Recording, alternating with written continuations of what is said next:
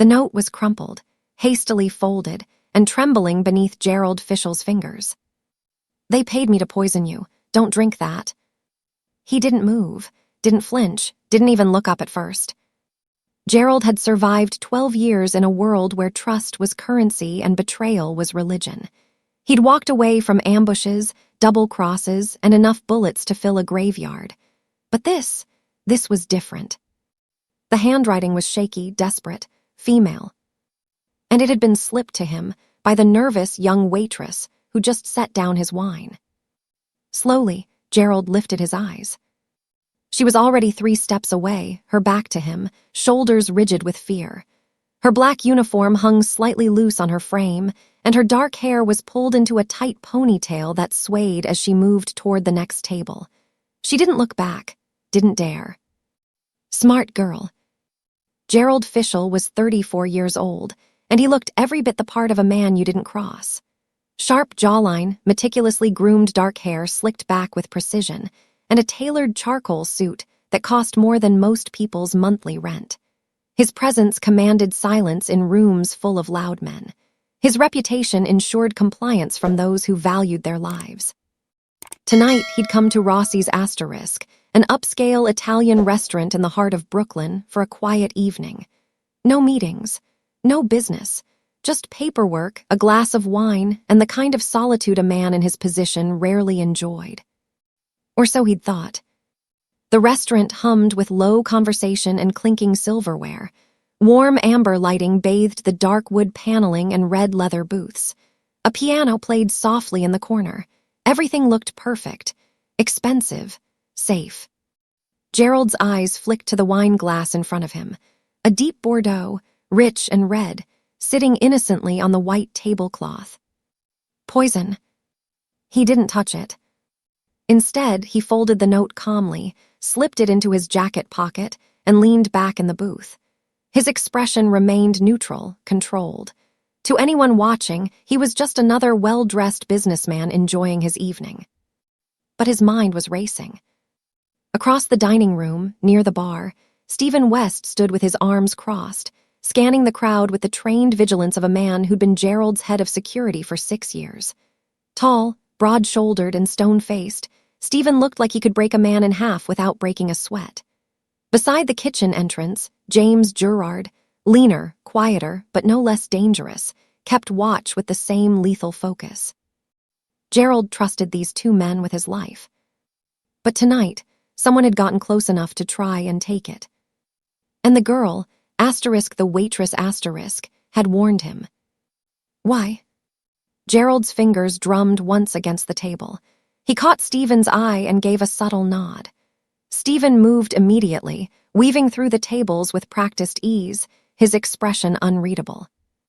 The waitress was at a corner table now, refilling water glasses with unsteady hands. Her face was pale, her lips pressed into a thin line. She looked like she might bolt at any second. Gerald watched her carefully.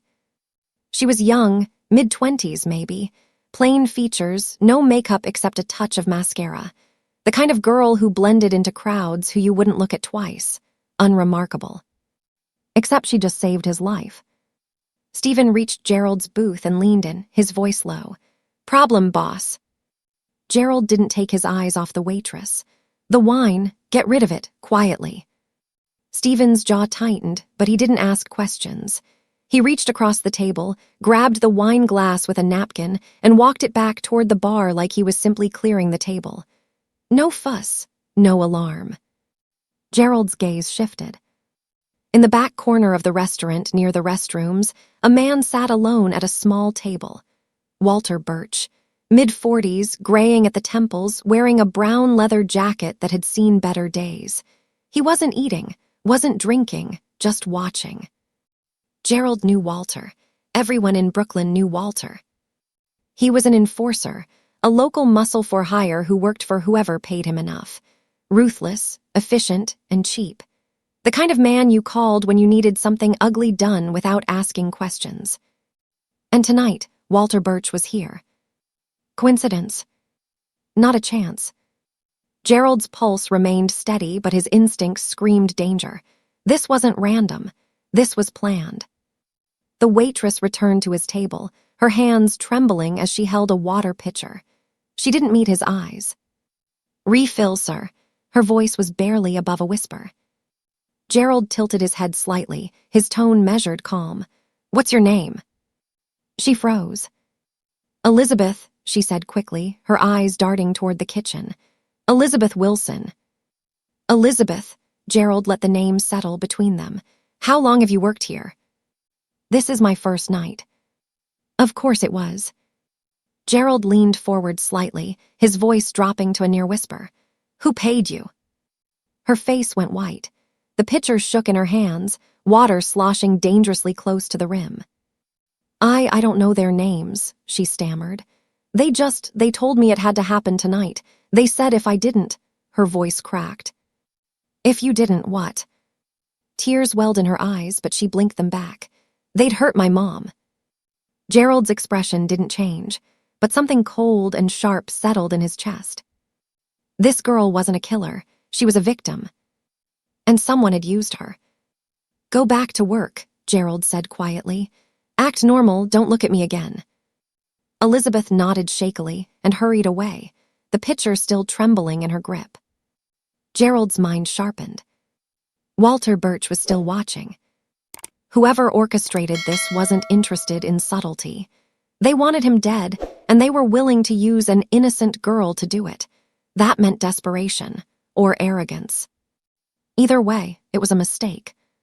Stephen returned, sliding back into position near the bar. James remained by the kitchen. Both men were on high alert now, waiting for Gerald's signal. And then Walter Birch stood up. Gerald's body tensed, though his face remained perfectly calm. Walter straightened his jacket, tossed a 20 onto his table, and started walking.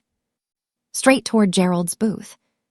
The restaurant noise seemed to fade. The piano, the laughter, the clinking glasses, all of it dimmed as Walter Birch approached with slow, deliberate steps, a faint smirk tugging at the corner of his mouth. He stopped at the edge of Gerald's table. "Boss," Walter said, his voice low and gravelly. "Long time no see." Gerald didn't stand, didn't move, just looked up at him with cold, unreadable eyes. "Walter." Walter's gaze flicked briefly toward the bar, toward Elizabeth, who was now frozen near the kitchen door, staring at them in horror. His smirk widened. "This your new girl?" And that's when Gerald knew. This wasn't just a poisoning attempt. It was a setup. Gerald's eyes never left Walter's face. "She's staff," Gerald said evenly. "Why do you care?" Walter chuckled, a low, grating sound that carried the weight of something uglier beneath it. He slid his hands into his jacket pockets, rocking back slightly on his heels like a man who had all the time in the world. "Just making conversation, boss. You know me, friendly guy." Gerald knew him, all right. Walter Birch wasn't friendly. He was a predator dressed in human skin, the kind of man who smiled while he planned your funeral. "Sit down or move along, Walter. I'm not in the mood." Walter's smirk faltered just barely. "Touchy tonight, huh?" He glanced once more toward Elizabeth, who had turned away and was now fumbling with a tray of empty glasses near the kitchen entrance. Her hands were shaking so badly that one of the glasses tipped over, clattering against the tray. The sound echoed through the restaurant. Several heads turned. Walter's grin returned. "Nervous type, isn't she?" Gerald's jaw tightened, but his voice remained calm. "You've got 5 seconds to walk away." Walter held up his hands in mock surrender. "Relax, boss, just checking in. Heard you were here tonight. Thought I'd say hello." "Hello, goodbye." Walter laughed again, but this time it sounded forced. He took a step back, his eyes lingering on Gerald's table, on the spot where the wine glass had been. "Enjoy your evening," Walter said, his tone laced with something Gerald couldn't quite place. Mockery, disappointment. No. Anticipation. Walter turned and walked toward the front entrance, his leather jacket creaking with each step. He didn't look back. Gerald watched him leave, every muscle in his body coiled tight. Stephen appeared at his side immediately, his voice barely audible. Want me to follow him?" "No," Gerald said quietly. "He wants us to follow him, that's the point." Stephen's eyes narrowed. "Then what do we do?" Gerald's gaze shifted to Elizabeth. She was still near the kitchen, her back pressed against the wall, her chest rising and falling rapidly. She looked like she might collapse at any second. "Bring her to me," Gerald said. "Now." Stephen hesitated. "Boss, if she's part of this." "She's not." "How do you know?" Gerald finally looked up at Stephen, his expression hard as stone. "Because if she were, I'd already be dead." Stephen nodded once and moved toward the kitchen. Gerald leaned back in the booth, his mind working through the variables. Walter showing up wasn't a coincidence. The poisoned wine wasn't a coincidence. Elizabeth's first night on the job wasn't a coincidence. Someone had orchestrated this carefully. Someone who knew his schedule, his routines, his favorite places.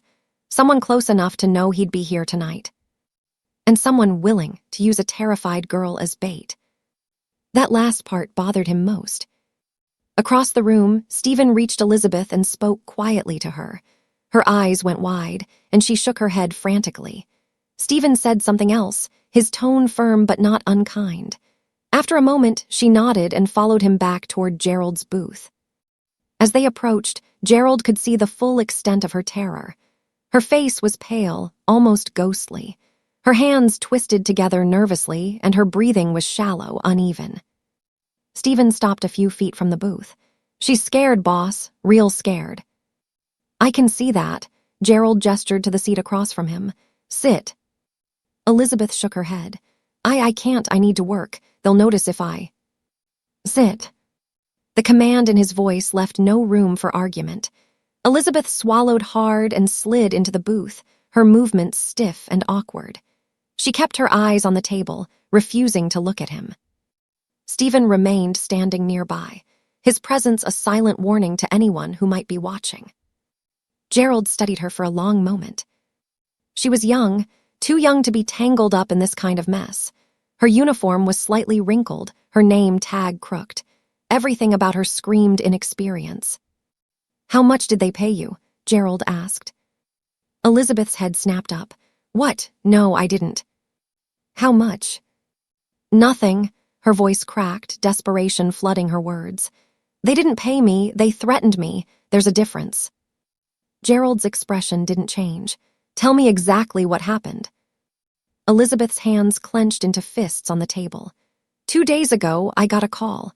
A man, I don't know his name, said he knew where my mom lived, said he knew I'd just gotten this job.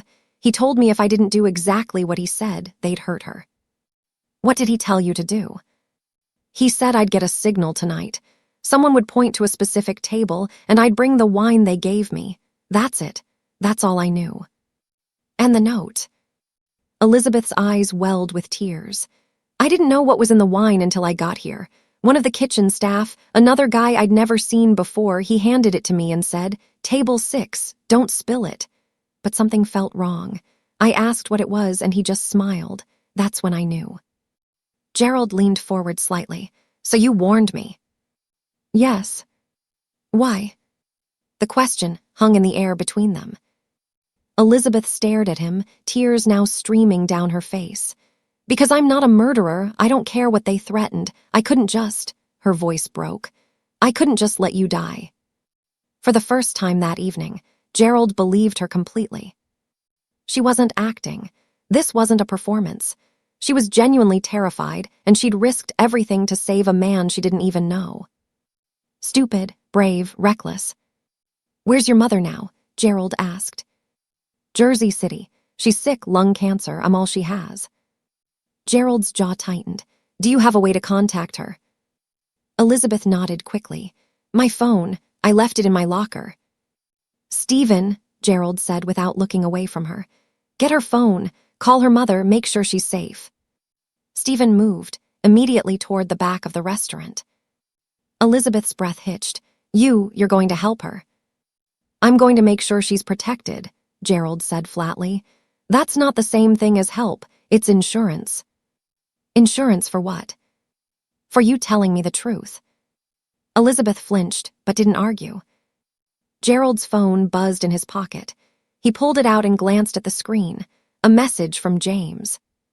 2 men just entered through the back, armed. Gerald's blood went cold. He stood smoothly, his voice low and commanding. "Elizabeth, get up now." Her eyes widened. "What? Why?" "Move." The urgency in his tone made her obey without thinking. She scrambled out of the booth just as a loud crash erupted from the kitchen. Screaming, shouting, the unmistakable sound of breaking glass. Customers turned in alarm. A woman near the bar gasped. The piano stopped abruptly. And then, through the swinging kitchen doors, 2 masked men burst into the dining room, guns raised. The entire restaurant erupted into chaos. People screamed and dove under tables. Chairs toppled. A waiter dropped a tray of food, plates shattering across the floor.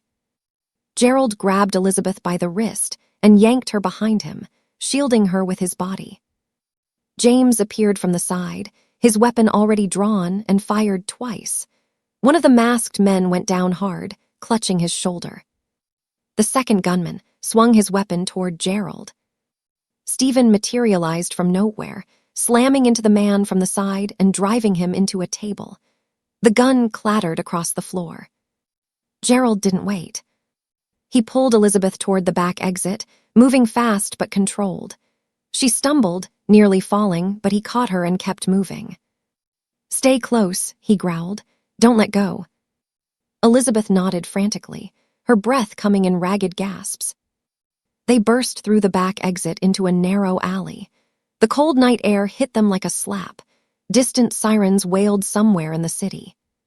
Stephen was already there, keys in hand.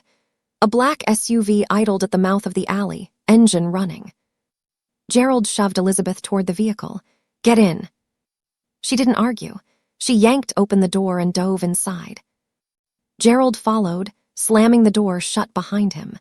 Stephen floored the accelerator, and the SUV roared out of the alley, tires screeching against the pavement. Behind them, James emerged from the restaurant, speaking rapidly into his phone. He gave them a sharp nod. Gerald looked at Elizabeth. She was pressed against the far door, trembling violently, her eyes wide with shock. "What just happened?" she whispered. Gerald's voice was calm, deadly calm. "You just became the most important person in Brooklyn." The SUV tore through Brooklyn's streets, like a predator fleeing a failed hunt. Elizabeth Wilson sat pressed against the passenger door, her entire body shaking. Her fingers dug into the leather seat, knuckles white, breath coming in short, panicked bursts. The city lights blurred past the tinted windows, neon signs, street lamps, the occasional flash of headlights from oncoming traffic.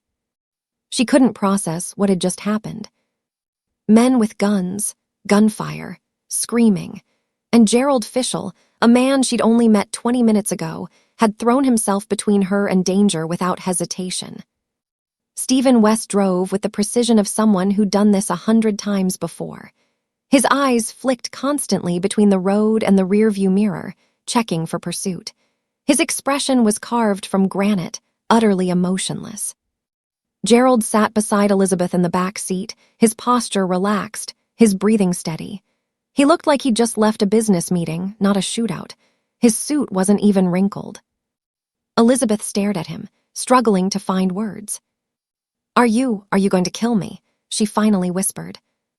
Gerald turned his head slowly to look at her. His dark eyes were unreadable, calculating. For a long moment, he said nothing.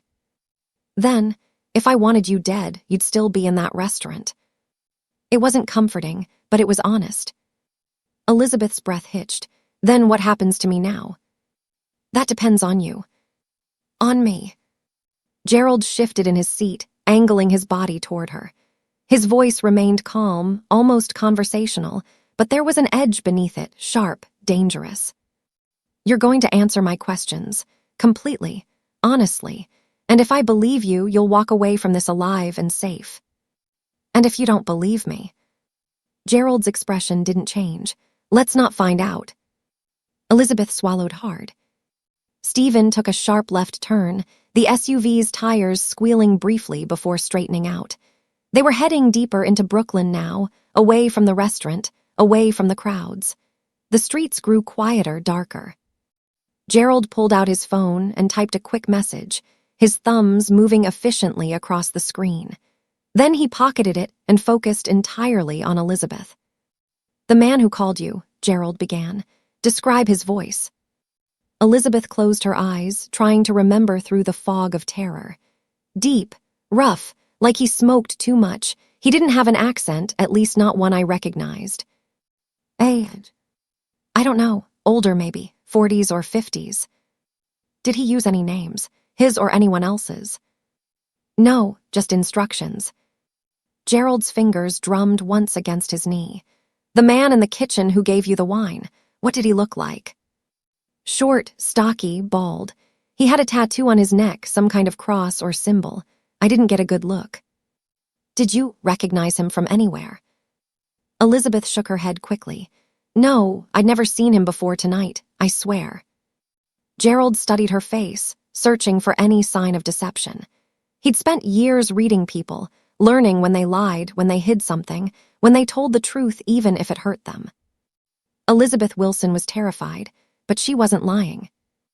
"How did you get the job at Rossi's?" Gerald asked. "I applied online 2 weeks ago. They called me 3 days ago and said they needed someone immediately. I thought it was lucky timing." "It wasn't." Elizabeth's face crumpled slightly. "I know that now." Stephen's voice cut through the tension from the front seat. "Boss, we've got a tail. Black sedan, 2 cars back. Been following since we left the alley." Gerald didn't turn around. "How long?" 3 blocks. "Shake them." Stephen nodded and accelerated smoothly, weaving through traffic with practiced ease. He took a sudden right turn, then another left, cutting through a narrow side street that barely fit the SUV. The black sedan followed, persistent. Elizabeth gripped the door handle. "Oh God, they're still coming." "Stephen," Gerald said quietly. "On it." Stephen floored the accelerator, the SUV surging forward with a roar. They blew through a red light, horns blaring around them. The sedan stayed close, matching their speed. Gerald remained perfectly calm. "Elizabeth, look at me." She turned, her eyes wild with fear. "Focus," Gerald commanded. "I need you clear-headed. Panic gets you killed." "How are you so calm?" "Practice." Stephen took another sharp turn, this time into a narrow parking garage. The entrance was tight, barely wide enough for the SUV. He navigated it expertly, the vehicle's side mirrors scraping against the concrete walls. The black sedan tried to follow but was too wide. It screeched to a halt outside, tires smoking. Stephen punched the gas and spiraled up the garage ramps, tires squealing, engine roaring. Up 1 level, then 2, then 3. At the 4th level, he killed the lights and veered into a shadowed corner behind a row of parked cars. The SUV went silent. They sat in darkness, waiting. Elizabeth's breathing was loud in the confined space. "Quiet," Gerald whispered. She clamped a hand over her mouth. Seconds ticked by, 10, 20, 30. Then far below they heard it, the screech of tires, an engine revving, followed by the sound of a vehicle speeding away. Stephen waited another full minute before speaking. "They're gone." Gerald exhaled slowly. "Good, take us to the safe house." "Which one?" "Manhattan, the one on Sullivan Street." Stephen nodded and started the engine again, this time keeping the headlights off as he navigated back down through the garage. They exited onto a different street, several blocks away from where they'd entered. Elizabeth finally took her hand away from her mouth. "Safe house." "Somewhere secure," Gerald said simply. "Somewhere they won't find you." "For how long?" "Until I figure out who's trying to kill me and why they involved you." Elizabeth's voice cracked. "My mom." "James is already on his way to Jersey City," Gerald interrupted. "By the time we reach Manhattan, she'll have 2 armed guards outside her hospital room and another 2 at her house. No one will touch her." Tears spilled down Elizabeth's cheeks. "Why are you doing this?" Gerald looked at her, his expression softening just slightly. almost imperceptibly. "Because you saved my life," he said quietly, "and because you didn't have to." Elizabeth wiped her eyes with the back of her hand. "I couldn't just let someone die. Most people would have." "I'm not most people." "No," Gerald agreed. "You're not." The SUV merged onto the highway, heading toward the Manhattan Bridge. The city skyline loomed ahead, glittering against the night sky. Gerald's phone buzzed. He checked it quickly. A message from James, mother secure. No complications, guards in place. Gerald showed the screen to Elizabeth. "Your mother's safe."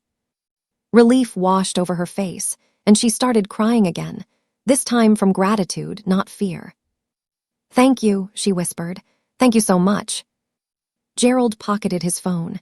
"Don't thank me yet, we're not out of this." Elizabeth nodded, trying to compose herself.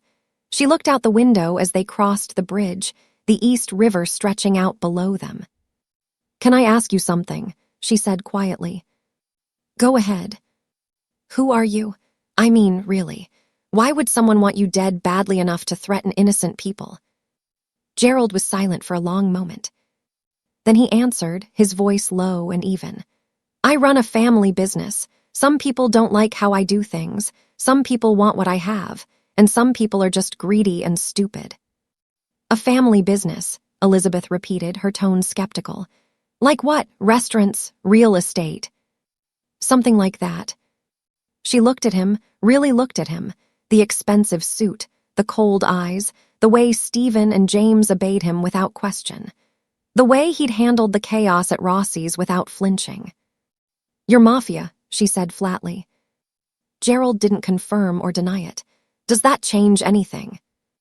"I don't know," Elizabeth admitted. "Should it?" "Most people would say yes." "Most people didn't just save my mother's life." Gerald almost smiled. Almost. "You're honest," he said. "That's rare." "My mom always said honesty's the only thing you can keep when everything else is taken from you." "Smart woman." "She is." Stephen's voice interrupted from the front. "Boss, we're 10 minutes out." "Good." Gerald turned back to Elizabeth. "When we get to the safe house, you're going to stay there until this is over. No leaving. No phone calls except to your mother on a secure line. No contact with anyone from your old life." "For how long?" "However long it takes." Elizabeth's jaw tightened, but she nodded. "And then what?" "Then you go back to your life. New job, new apartment if needed, and enough money to make sure you and your mother never have to worry again." "I don't want your money." "Too bad. You're getting it anyway." "Why?" Gerald's expression hardened. "Because the people who did this to you don't get to win, and because I take care of the people under my protection." "I'm under your protection now." "As of 20 minutes ago, yes." Elizabeth looked down at her hands. "I don't know what to say." "Say you'll follow my instructions and stay alive." "Okay," she whispered. "Okay." The SUV exited the highway and turned onto a quiet street in lower Manhattan. Rows of old brownstones lined both sides, their windows dark. Stephen pulled up in front of one near the middle of the block. "He killed the engine. We're here." Gerald opened his door and stepped out, then offered his hand to Elizabeth. She hesitated for only a second before taking it. Her hand was small, cold, trembling. He helped her out of the SUV and led her toward the brownstones' entrance. Behind them, Stephen checked the street one last time before following. The door opened before they reached it. And standing in the doorway was someone Elizabeth didn't expect to see. The man standing in the doorway was older, mid-50s, with silver hair combed neatly back and a trim beard that matched. He wore a dark sweater and slacks, looking more like a college professor than someone involved in Gerald Fischel's world. But his eyes told a different story. Sharp, calculating, missing nothing. "Gerald," the man said, his voice smooth and calm. "I got your message, come in." Gerald guided Elizabeth inside, his hand resting lightly on her lower back. Stephen followed close behind, shutting the door and immediately checking the windows. The interior of the brownstone was surprisingly comfortable, Warm lighting, leather furniture, bookshelves lining the walls. It looked like someone actually lived here, not just used it as a hideout. The silver-haired man extended his hand to Elizabeth. "Marcus Chen, I manage some of Gerald's logistics." Elizabeth shook his hand hesitantly. "Elizabeth Wilson." "I know," Marcus said with a slight smile. "Gerald told me what happened. You're safe here." "That's what everyone keeps saying." "Because it's true," Marcus gestured toward a hallway. "There's a bedroom upstairs, second door on the left, bathrooms attached. You'll find clean clothes in the closet, various sizes. Help yourself to whatever fits." Elizabeth looked at Gerald, uncertainty written across her face. "Go," Gerald said quietly. "Get cleaned up. We'll talk more in a few minutes." She nodded and walked toward the stairs, her footsteps slow and heavy with exhaustion. They all watched her disappear up the staircase before anyone spoke. Marcus turned to Gerald, his expression darkening. "How bad is it?" "Bad enough," Gerald said, moving toward the living room. "Someone's making a move, and they're not being subtle about it." Stephen positioned himself near the front window, keeping watch. "Walter Birch was at the restaurant. That's not a coincidence." Marcus's eyebrows rose. "Walter, he's usually more careful than this." "Which means someone's paying him enough to be reckless," Gerald said. He sat down in one of the leather armchairs, finally allowing himself a moment to think. "Or someone's desperate." "Who would be desperate enough to try poisoning you in public?" Marcus asked. Gerald's jaw tightened. "That's what we need to find out." His phone buzzed. He pulled it out and read the message, his expression hardening. "James says the two men from the restaurant are in the wind. One's injured, but they both got away. NYPD showed up 3 minutes after we left. No casualties among the customers, but the owner's having a breakdown." "I'll handle Rossi," Marcus said. "Make sure he understands the situation and keeps quiet." "Do that." Gerald pocketed his phone. "I also need you to dig into Elizabeth Wilson, everything. Family, finances, friends, social media, parking tickets. I want to know if there's any chance she's playing us." "You don't think she is," Marcus observed. "No, but I need to be sure." Stephen spoke from his position by the window. "Boss, we've got another problem. If Walter knows about the girl, then whoever hired him knows too, which means—" "They know she warned me," Gerald finished, "which makes her a liability to them now." "A loose end," Marcus said quietly. Gerald stood abruptly, his mind racing through possibilities and countermoves. "They'll come for her. Not tonight, they'll regroup first, but soon." "What do you want to do?" Stephen asked. "We move first." Gerald began packing, his hands clasped behind his back. "Stephen, I want surveillance on Walter Birch. Don't approach him, just watch. See who he talks to, where he goes. He's the thread, we pull on it, the whole thing unravels." Stephen nodded. "On it." "Marcus, pull the security footage from Rossi's. I want to see everyone who came through those doors tonight. Front, back, kitchen, everything." "I'll have it within the hour." Gerald stopped packing. "And get Bobby Ramey on the phone." Marcus frowned. "Bobby, you think he's involved?" "Bobby's been quiet lately. Too quiet. And he's always had a problem with how I run things." "Bobby's ambitious," Marcus agreed. "But is he stupid enough to come at you directly?" "Money makes people stupid," Gerald said flatly. "And someone's spending a lot of it tonight." Upstairs, they heard the shower turn on. Elizabeth was following instructions, at least. Gerald moved to the window beside Stephen, looking out at the quiet street. "How many men do we have available right now?" 8 on immediate call, Stephen replied. "Another dozen within the hour if we need them. Keep 6 on rotation here, 2 inside, 4 outside in shifts. No one gets within a block of this building without us knowing." "Done." Gerald's phone buzzed again. This time it was a call. He glanced at the screen and his expression went cold. "It's Bobby." Marcus and Stephen exchanged looks. Gerald answered, putting it on speaker. "Bobby." "Gerald, Jesus, man, I just heard what happened at Rossi's."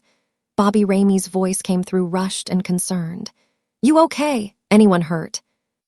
I'm fine. What do you want? What do I want? I want to know who the hell had the balls to come at you like that. This is disrespectful. This is... Where are you right now? Gerald interrupted. A pause. Home, why? Stay there. I'm sending someone to talk to you. Talk to me. Gerald, what's going on? You don't think I had anything to do with? I don't think anything yet, but I'm checking everything. You understand? Another pause, longer this time. Yeah, I understand, but you know me, boss, I'd never. Then you won't mind answering some questions. Of course not, whatever you need. Good. Gerald's tone was ice. Someone will be there within the hour. He ended the call without waiting for a response. He's nervous, Stephen observed. He should be, Gerald said.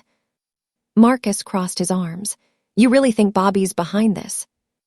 I think Bobby's ambitious, connected, and stupid enough to believe he could pull this off if he had help from the right people. And Walter? Walter's a tool. He works for whoever pays him, but Bobby's the type to hire him. Stephen's phone buzzed. He checked it quickly. James says Elizabeth's mother is secure and stable. No attempts to approach her. Guards are in place. Good. Gerald finally sat back down, some of the tension leaving his shoulders. At least that's one less thing to worry about. Upstairs, the shower shut off. Marcus moved toward the kitchen. I'll make some coffee. It's going to be a long night. Make it strong, Gerald said.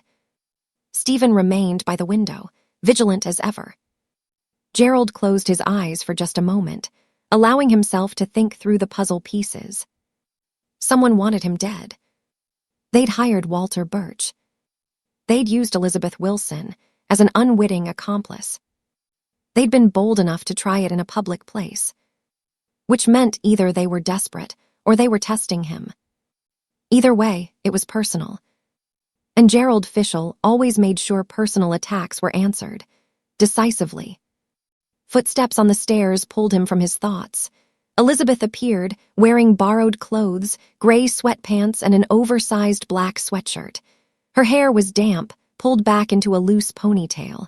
Without the restaurant uniform and the terror on her face, she looked younger, vulnerable.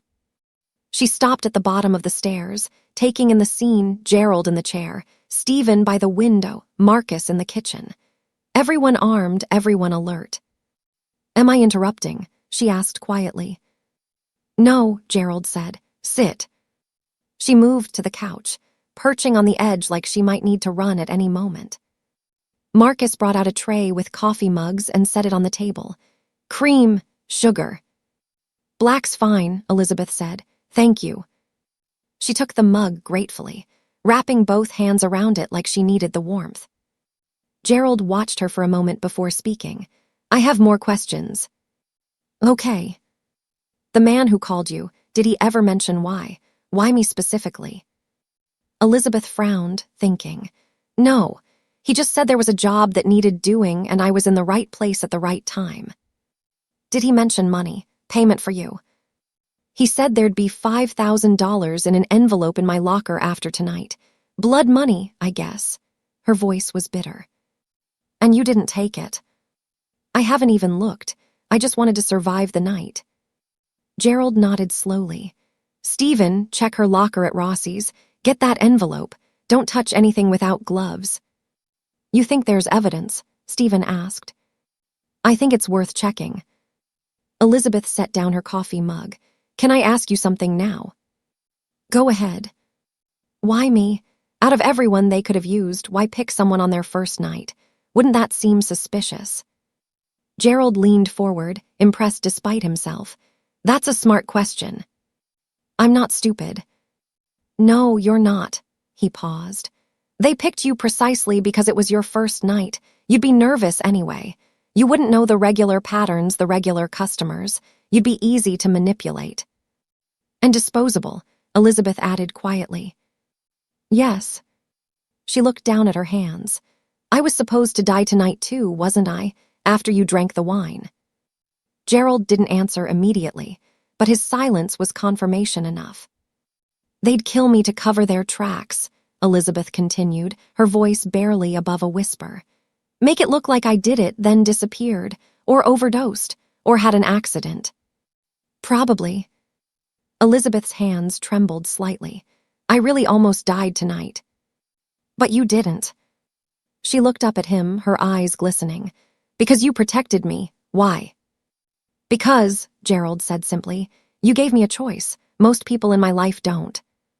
Before Elizabeth could respond, Stephen's phone buzzed urgently. He checked it, and his entire body went rigid. Boss, we've got a problem. Gerald stood immediately. What? James just sent footage from Jersey City. 3 men tried to breach the hospital 20 minutes ago. Elizabeth gasped. My mom. She's fine, Stephen cut in. Our guys stopped them, but boss. He turned the phone screen toward Gerald. You need to see this. Gerald took the phone and watched the grainy security footage. 3 men in dark clothes approaching the hospital entrance. James's guards intercepting them. A brief struggle. And then, one of the men turned toward the camera for just a second. Gerald's blood went cold.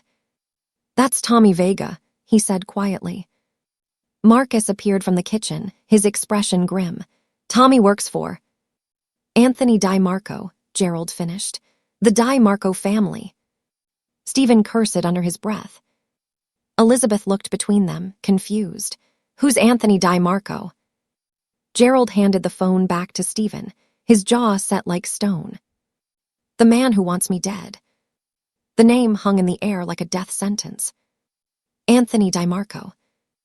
Elizabeth had lived in New York long enough to know that name, even if she'd never paid attention to organized crime.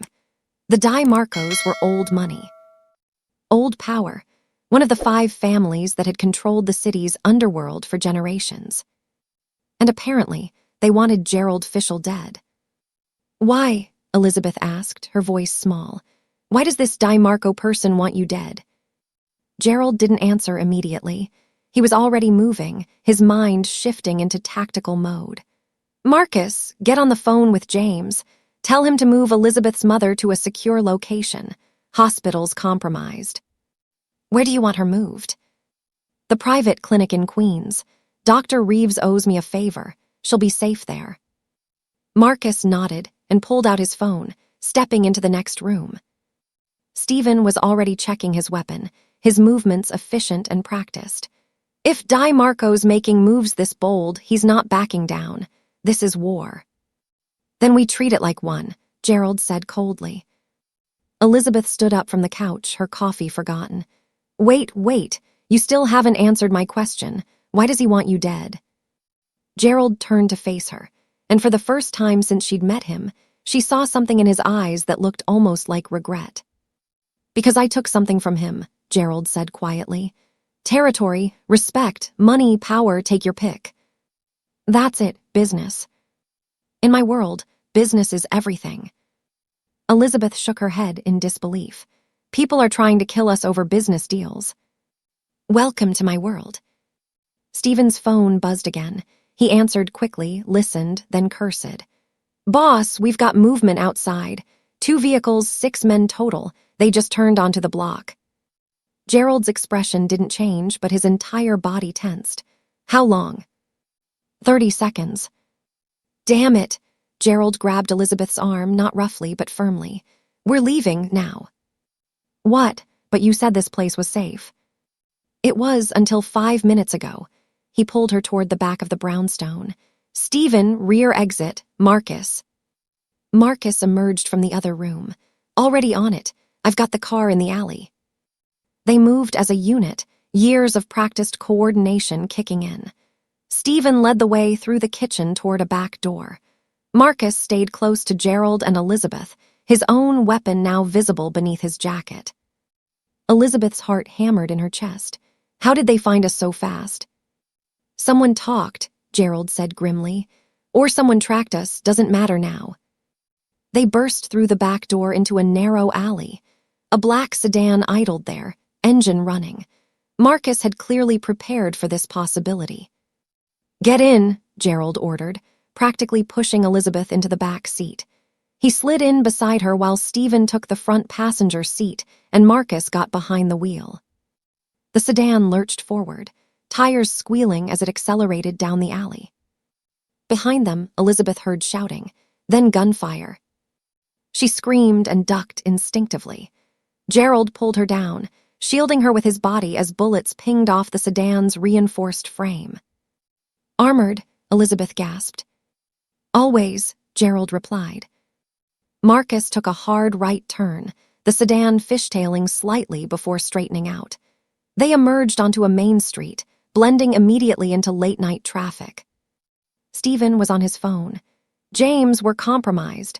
Sullivan Street location is blown. We need a new safe house. Yes, understood. Send the address." More gunfire erupted behind them. Elizabeth twisted to look through the rear window and saw two SUVs barreling out of the alley in pursuit, their headlights cutting through the darkness like predatory eyes. "They're following us," she cried. "I can see that," Marcus said calmly, accelerating smoothly through a yellow light. Gerald's mind was racing. Di Marco's men had found them too quickly. That meant either they'd been followed from Rossi's, unlikely, given Stephen's evasive driving, or someone had given up their location. A mole. Someone on the inside. The thought made his blood boil, but he pushed it aside. Survival first, revenge later. Marcus took another sharp turn, heading toward the Manhattan Bridge. "Where am I going?" "Cross the bridge," Gerald said. "Get us back to Brooklyn. We need open streets." "Brooklyn's Di Marco territory," Stephen pointed out. "Exactly. He won't expect us to go there." Marcus nodded and pushed the sedan harder, weaving through traffic with practiced skill. The pursuing SUVs kept pace, their drivers clearly professionals. Elizabeth gripped the door handle so tightly her knuckles went white. "This is insane. This is completely insane." "First time?" Stephen asked without looking back. "Yes."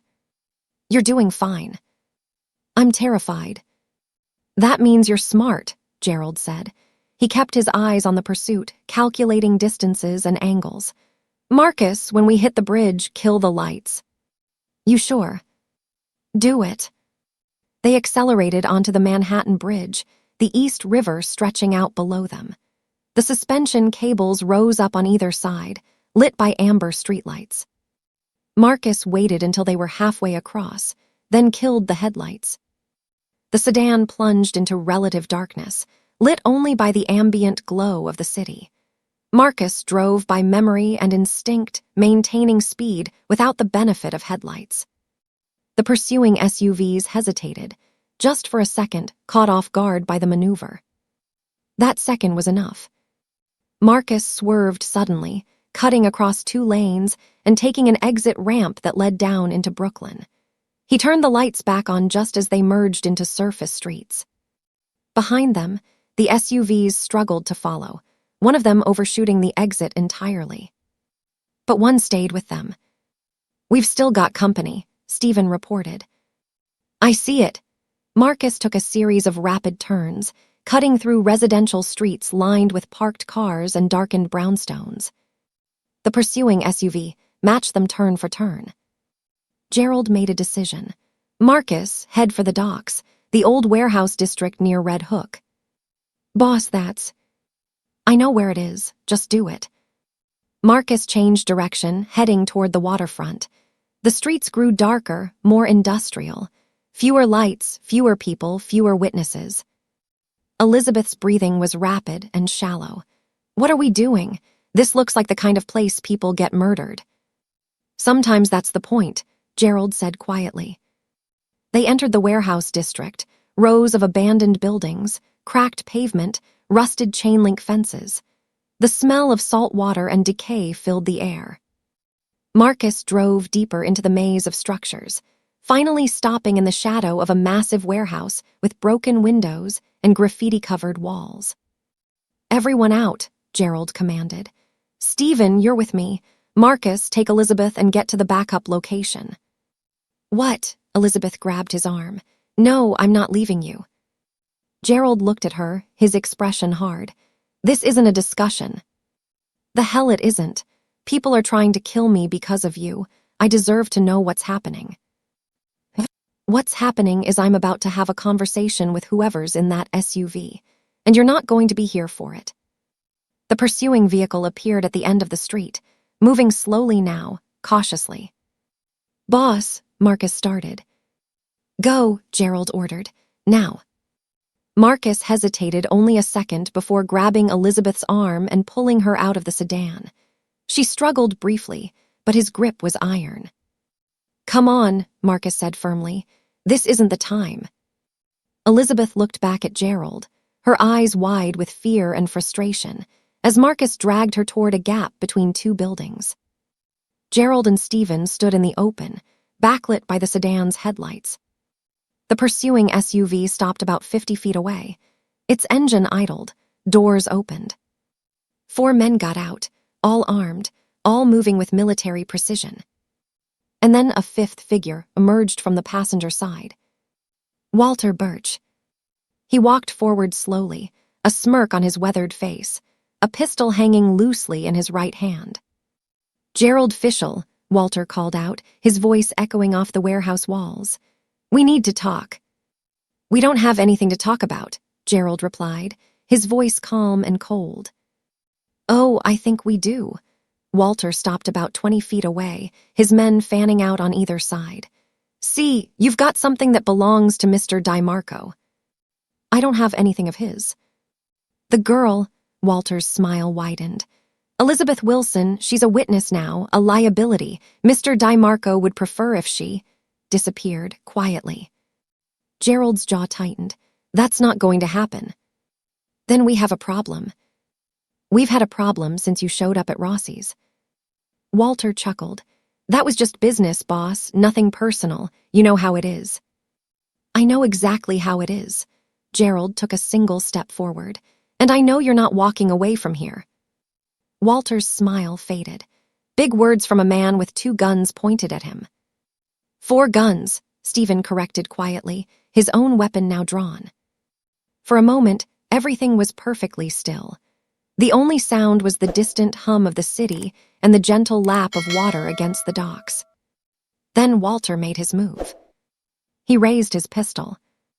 And Gerald moved faster than Elizabeth would have thought possible. Gerald dove behind the sedan as Walter's first shot rang out, the bullet sparking off the pavement where he'd been standing a split second before. Stephen returned fire immediately, his shots precise and controlled. One of DiMarco's men went down clutching his shoulder, another ducked behind the SUV. The warehouse district erupted in gunfire. Gerald moved with calculated efficiency, using the sedan as cover while assessing the situation. 4 men plus Walter. Stephen was outnumbered but held the tactical advantage, better position, better training. But they weren't here to win a shootout. Stephen suppressing fire, Gerald shouted. Stephen unleashed a rapid barrage, forcing Walter's men to take cover. Gerald used the moment to sprint toward a stack of shipping containers 20 feet away, sliding behind them just as return fire chewed up the ground where he'd been. From her hiding spot between buildings, Elizabeth watched in horror, Marcus's hand still gripping her arm tightly. We need to help them, she hissed. We'd just get in the way, Marcus replied grimly. Gerald knows what he's doing. Another exchange of gunfire, then sudden silence. Walter's voice cut through the darkness. This is stupid, Gerald. You can't win this. DiMarco's got 50 men ready to flood this city looking for you. Give us the girl, walk away, and we'll call it even. Gerald's response was cold. When have I ever walked away from anything? There's a first time for everything. Not tonight. Walter laughed, a harsh, bitter sound. You really gonna die for some waitress you met 3 hours ago? That's new for you, boss. Getting soft in your old age. Gerald's mind worked rapidly. Walter was stalling, which meant reinforcements were coming. They had maybe 2 minutes before this turned from a skirmish into a massacre. He caught Stephen's eye across the open space. Stephen nodded, understanding the unspoken message. Time to end this. Gerald stood up from behind the containers, hands raised, weapon lowered. All right, Walter, you want to talk. Let's talk. Stephen tensed, but didn't interfere. Walter emerged from behind the SUV, his pistol still trained on Gerald. His men remained in position, covering their boss. "Now that's more like it," Walter said, approaching slowly. "See, reasonable men can always find a solution." "Here's my solution," Gerald said quietly. "Tell me who gave you our location. Tell me who the mole is." Walter's smirk faltered. "What makes you think there's a mole?"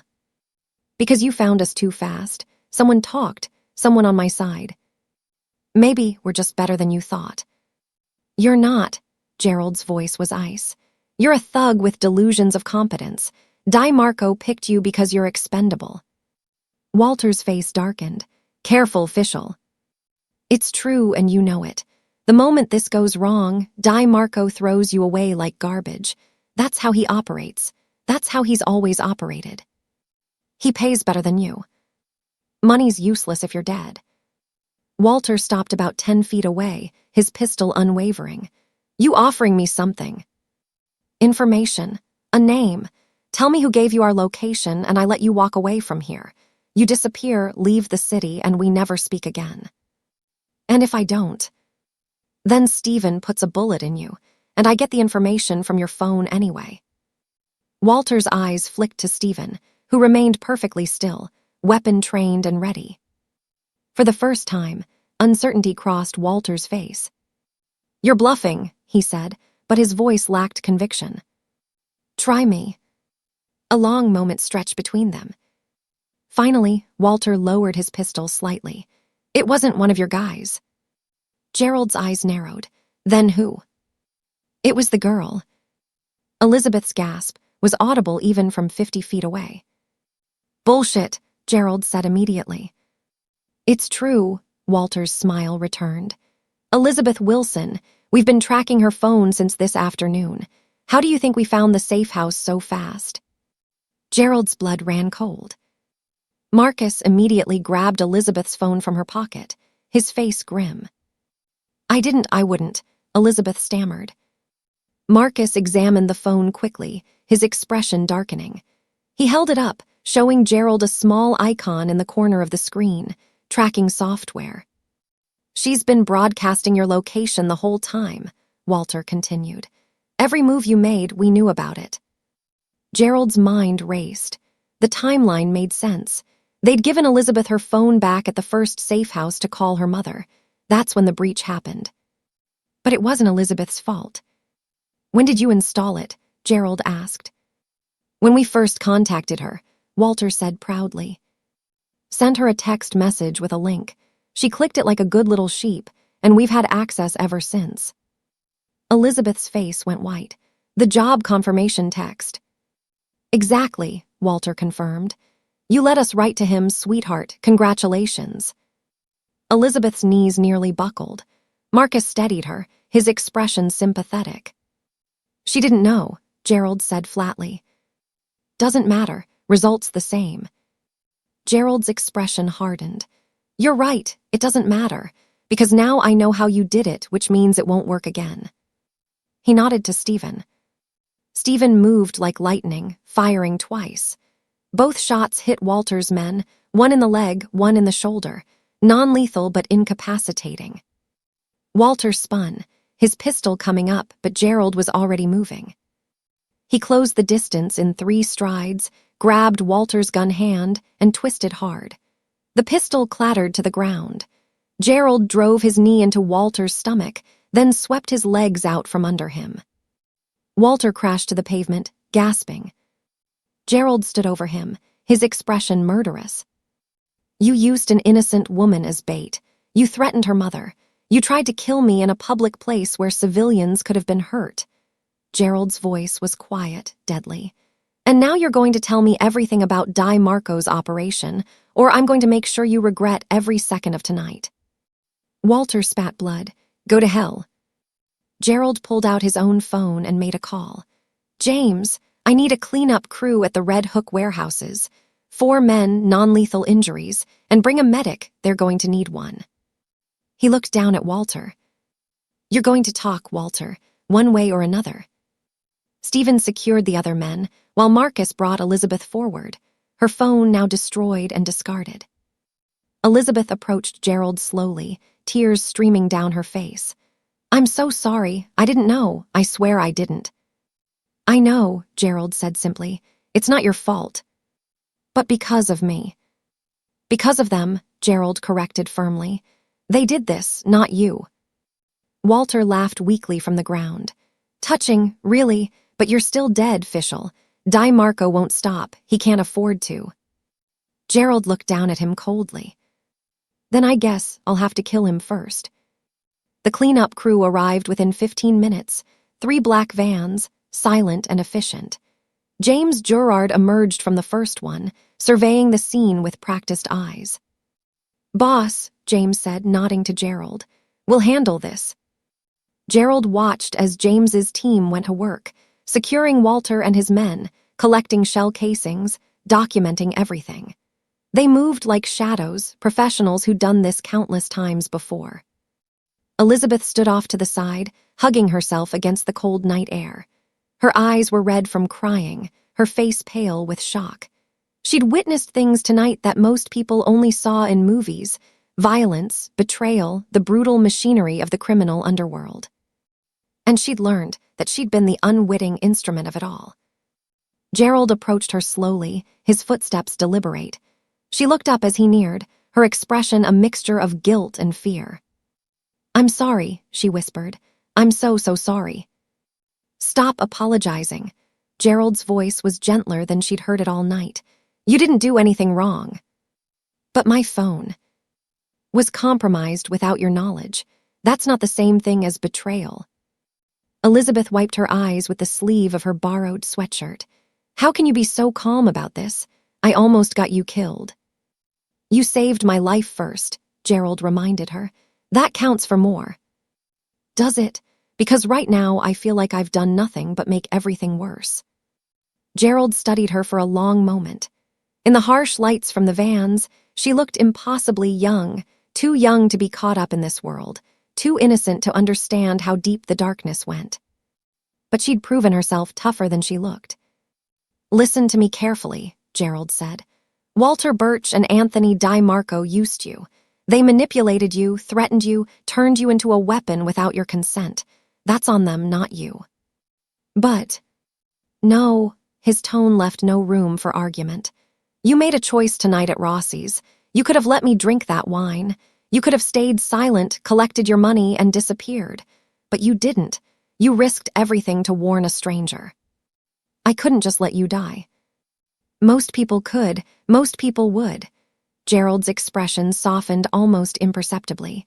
"You're not like most people, Elizabeth Wilson." She looked up at him, searching his face for something, reassurance, perhaps, or absolution. "What happens now?" she asked quietly. Before Gerald could answer, Stephen approached. "Boss, Walter's talking. You're going to want to hear this." Gerald nodded, then turned back to Elizabeth. "Stay with Marcus. I'll be right back." He walked toward one of the vans where Walter sat in the back, hands zip-tied, face bloodied. James stood guard while Stephen waited nearby. Walter looked up as Gerald approached, his earlier bravado completely gone. Pain and fear had replaced it. "I'll tell you everything," Walter said quickly. "Just don't let Di Marco find out I talked." "Start talking," Gerald said coldly. Walter took a shaky breath. "Di Marco's planning something big. He's been moving pieces into position for months. Territory grabs, payoffs, political connections. He wants to consolidate power, become the dominant family in New York. And I'm in his way. You're the biggest obstacle. Your organization is too strong, too loyal. He can't move against you directly without starting a war he might lose. So he's been trying to weaken you. Kill you quietly, make it look like an accident or a random hit. The restaurant was his idea." Walter nodded. He thought using the girl would be perfect. An innocent civilian, no connections to anyone, easy to manipulate. If it worked, you'd be dead and she'd take the fall. If it didn't, he trailed off. "If it didn't, she'd still be a target," Gerald finished. "Yeah, Di Marco doesn't like loose ends." Gerald's jaw tightened. "How many people does he have on this?" "Dozens. He's pulled in resources from Philadelphia and Boston. This isn't just about you anymore. It's about sending a message, showing the other families that he's strong enough to take down Gerald Fischel. Stephen cursed under his breath. Gerald remained perfectly calm, though his mind was racing. Where is Di Marco right now? His estate in Westchester. He's got 20 guys guarding him at all times. You can't touch him there. I'm not asking if I can. I'm asking where he is. Walter's eyes widened. You're actually going after him. That's suicide. That's my problem, not yours. Gerald stepped back. James, make sure Walter gets medical attention, then put him somewhere secure. I might need him later. Got it, boss. Gerald walked back to where Elizabeth waited with Marcus. She straightened up as he approached, her expression anxious. What did he say? She asked. Enough. Gerald looked at Marcus. I need you to take Elizabeth somewhere safe, somewhere Di Marco doesn't know about. Marcus nodded. I've got a place in Connecticut, small house off the grid. She'll be secure there. Good, take her tonight. Elizabeth stepped forward. Wait, what about you? I'm going to end this. By yourself.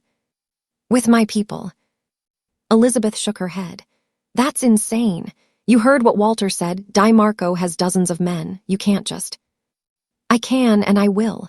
Gerald's voice was firm but not harsh. This is what I do, Elizabeth. This is my world. And what am I supposed to do? Just hide while you risk your life? Yes. Why? Her voice cracked with emotion. Why are you doing this? You don't owe me anything. You could just let Di Marco have what he wants and let him kill you, Gerald cut her off. That's not going to happen. But why? I'm nobody. I'm just a waitress who... You're under my protection now. Gerald's eyes locked onto hers, intense and unwavering. That means something in my world. It means I don't let people hurt you. It means I don't abandon you when things get dangerous. And it means I sure as hell don't hand you over to men like Anthony Di Marco. Elizabeth stared at him, tears welling in her eyes again. You barely know me, she whispered. I know enough. Gerald placed a hand on her shoulder, his touch surprisingly gentle. You're brave, you're honest. You saved my life even though it terrified you. That's more than I can say about most people in my life.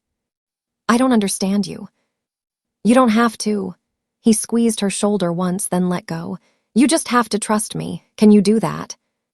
Elizabeth hesitated, then nodded slowly. Yes. Good, then go with Marcus. Stay safe. And when this is over, I'll come find you. Promise. Gerald looked at her for a long moment. Promise, he said finally. Marcus gently took Elizabeth's arm. Come on, we need to move. Elizabeth allowed herself to be led toward one of the vans, but she kept looking back at Gerald, her expression a mixture of fear and something else, something that looked almost like hope. As the van pulled away, Stephen approached Gerald. You really going to war with Di Marco over her? Gerald watched the taillights disappear into the darkness. Yes. She's just a civilian, boss. A good person, sure, but... That's exactly why. Gerald turned to face Stephen, his expression hard as iron. Because she's good, because she's innocent, because she deserves better than to live in fear because of our world. Stephen was quiet for a moment, then nodded. All right, what's the play? Gerald's eyes glinted with cold determination. We're going to Westchester. The drive to Connecticut took 2 hours. Elizabeth sat in the back of Marcus's sedan, staring out the window at the darkened landscape rushing past. The city had given way to suburbs, then to rural countryside. Trees lined both sides of the road now, their branches creating shadowy tunnels in the headlights. Marcus drove in silence, occasionally checking the rearview mirror. His phone sat in the cup holder, dark and silent. Elizabeth's mind wouldn't stop racing. Gerald Fischel was going to war because of her. A man she'd met only hours ago was risking everything, his life, his organization, his future, to protect someone he barely knew. It didn't make sense. Nothing about tonight made sense. Can I ask you something? Elizabeth said quietly, breaking the long silence. Marcus glanced at her in the rearview mirror. Go ahead. How long have you known Gerald? 12 years, since he was 22 and just taking over his father's business. What's he like? I mean, really like? Marcus considered the question carefully. He's complicated, ruthless when he needs to be, but fair. He doesn't betray people who are loyal to him, and he doesn't forget when someone saves his life. Is that what this is? Repaying a debt? Partly, Marcus paused, but I think it's more than that. What do you mean? Gerald spent his entire adult life surrounded by people who want something from him. Power, money, protection, connections. Everyone's got an angle, everyone's playing a game. Marcus met her eyes in the mirror. You're the first person in years who did something for him without expecting anything in return. Elizabeth looked down at her hands. I didn't have a choice. You did. You could have stayed silent. Let him drink the wine, taken the money and disappeared. But you chose to warn him even though it put you in danger. That's just being a decent person. In Gerald's world, decent people are rare. Marcus turned onto a narrow country road. That's why he's protecting you, not just because you saved him, but because you reminded him that decent people still exist. Elizabeth fell silent, processing that. They drove for another 20 minutes before Marcus pulled off onto an unmarked dirt road.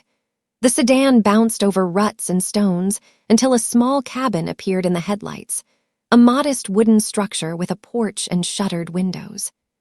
Here we are, Marcus said, putting the car in park. It's not fancy, but it's secure. Solar power, well water, fully stocked. You could hide here for months if needed. Months, Elizabeth's voice cracked. This is going to take months. Hopefully not, but we prepare for the worst. Marcus got out and opened her door. Come on, let me show you around. The cabin's interior was surprisingly comfortable. A small living room with a fireplace, a kitchenette, a bedroom with a double bed, and a bathroom with running water. Everything was clean and functional. Marcus showed her where the supplies were kept, how to work the generator backup, and where the emergency phone was hidden. This phone is secure, he explained, holding up a basic flip phone. Only 5 people have the number, Gerald, Stephen, James, me, and now you. If anything happens, you call one of us immediately. Elizabeth took the phone, her hands trembling slightly. And my mom. She's already been moved to the private clinic. Dr. Reeves is excellent. Your mother's in good hands. James has 3 guards rotating shifts. Nobody gets near her. Can I call her? Tomorrow. Let Gerald handle tonight first. The fewer connections we make right now, the safer everyone is. Elizabeth nodded, though it hurt not being able to hear her mother's voice. Marcus moved toward the door, then paused. There's something else you should know. What? Gerald doesn't do this. Protect civilians, I mean. In 12 years, I've never seen him go this far for someone outside the organization. Marcus looked at her seriously. Whatever happens next, remember that he chose this. He chose you. Before Elizabeth could respond, Marcus's phone buzzed. He checked it quickly, his expression darkening. What is it? Elizabeth asked. Gerald's moving on Di Marco's estate. Tonight. What? But that's suicide, Walter said. Gerald doesn't wait for the enemy to make the next move. He's going to end this before Di Marco can send more people after you. Marcus pocketed his phone. I need to go. Lock the door behind me. Don't open it for anyone except us. Understood. Wait, you're leaving me here alone. You'll be safe. This location is off the grid. Di Marco doesn't know it exists.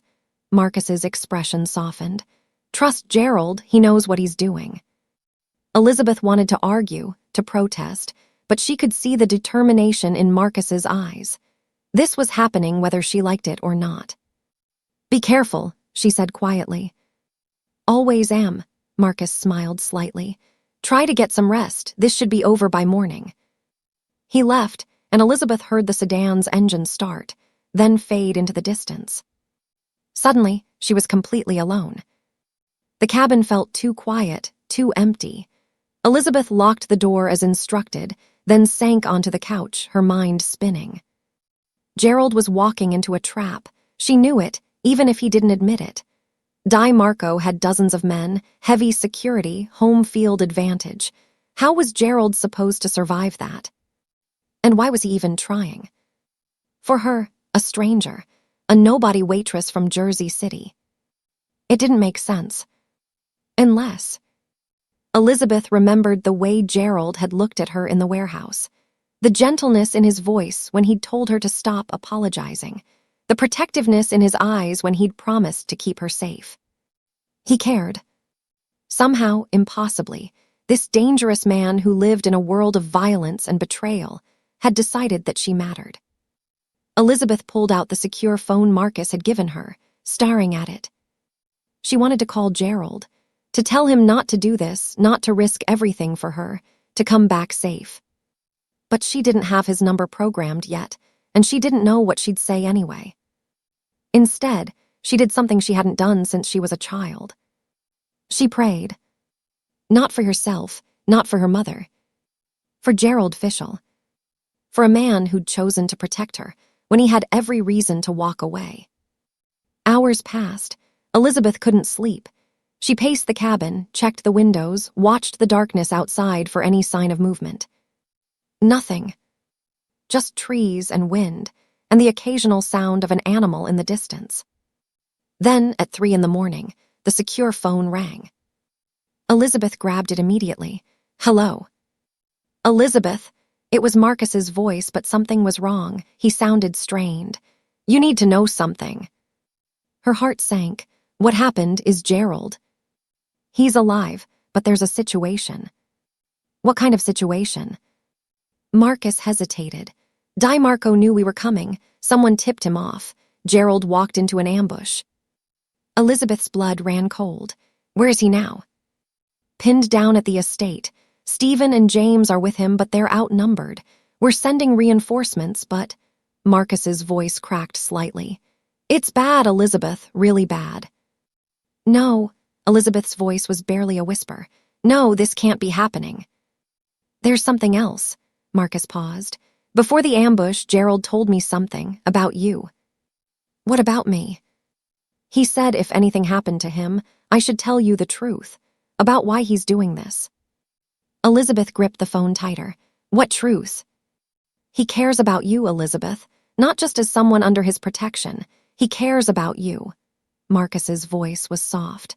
I've known Gerald for 12 years, and I've never seen him look at anyone the way he looked at you tonight. He's risking everything because he believes you're worth it. Tears streamed down Elizabeth's face.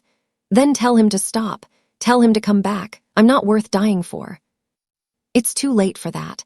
This ends tonight, one way or another. The line went quiet except for distant sounds, shouting, gunfire.